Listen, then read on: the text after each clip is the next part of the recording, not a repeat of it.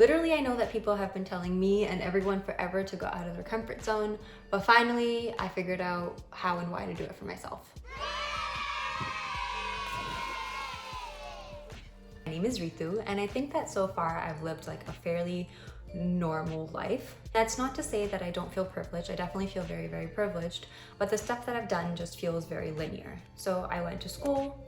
After school, I went to university and I studied engineering because I'm brown and that's what you do. And after that, I got a full-time job. For the past like 3-4 years, I've been living that life. I'm having fun in it. Like, I've made friends, I enjoy the work that I do, and I'm making lots of progress. I feel a little bit stuck because I feel like there's so much that I want to do, there's so much that I feel inspired by, and there's so much that I want to explore that doesn't really follow this linear path.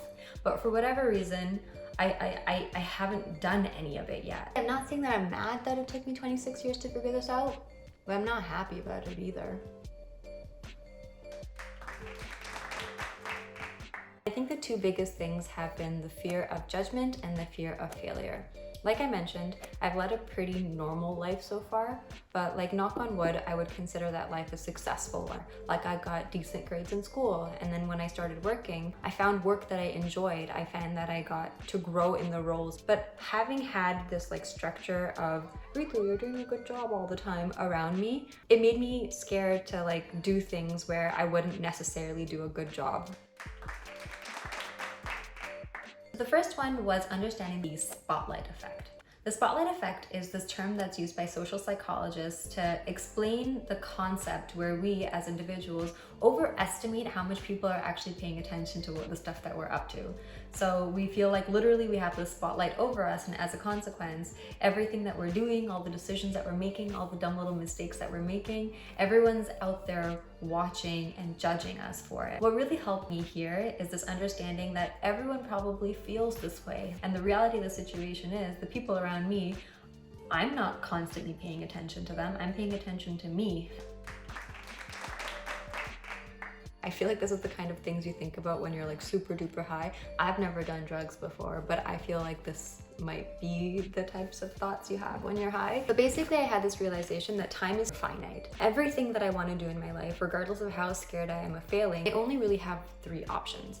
1, I can do it now, or, I don't feel ready now, so I can do it later. And my third option is I don't get to do it. Then it really just comes down to thinking about when is my risk appetite greater. Right now I live in my family house, so I have very little responsibilities financially. I'm not married, I don't have any kids. So it's very low risk for me right now to take like 15 days, 20 days, 3 months, a year, whatever it might be. And the second thing is just like the compounding effects of taking these risks. Let's say that I want to start a business, and I do, and I start today. I will realistically fail the first couple of times, but by the time I fail, it's already like 6 months or a year from now. So that means this time next year, I have all of these learnings and I'm already positioned to do so much better.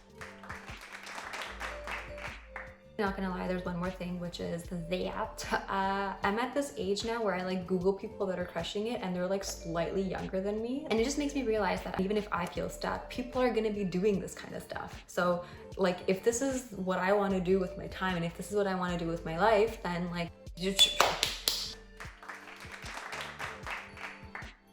So for the past month, I've been challenging myself to go outside of my comfort zone and make decisions for myself that feel scary, but I know that future Ritu would be proud of. So the first thing is I left a job that didn't feel like a good fit anymore. The next thing is I started this YouTube channel. If you met me like a month or 2 months ago, you would not have expected that I did something like this because it's so outside of like my typical day-to-day personality, but I'm kind of excited for it. This is my 3rd video and the whole creative process around this is so different. Like, you can't see, but there's like literally a microphone here. Like, why do I have a microphone?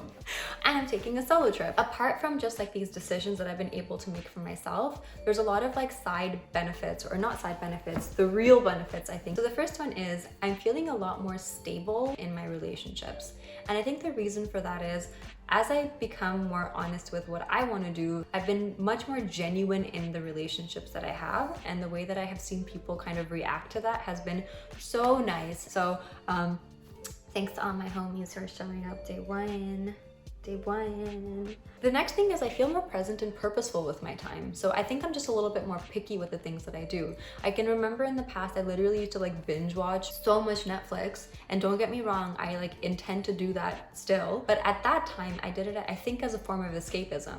Now it kind of just feels like a reward at the end of a fulfilling day, and I'm really happy about that. And the last thing that I've noticed is that new hobbies equals a new community and new friends. It's really nice to talk to people about video editing and content ideas. It's been a whole different type of conversation, which I'm really excited about. I'm gonna start solo traveling soon, and I hope to meet a lot of different kinds of people on that trip. So I don't really know where else this is gonna take me, but I'm happy that I have a channel to kind of document it. But yeah, here is why I've started going outside of my comfort zone and why it's been a very, very positive 6 weeks so far. Thank you, bye.